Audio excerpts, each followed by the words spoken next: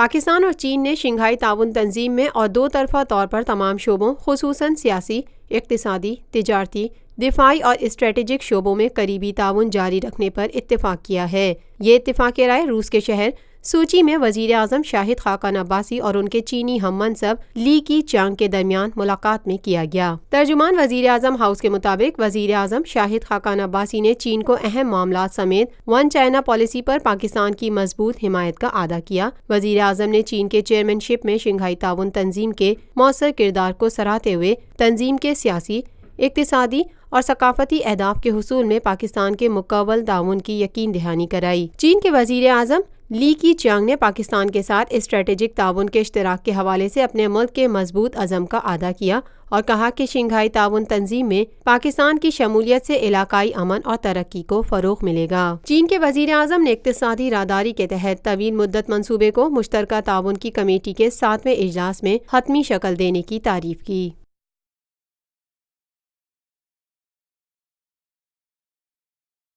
Lotus Lake Towers, a groundbreaking endeavor by Lotus Properties.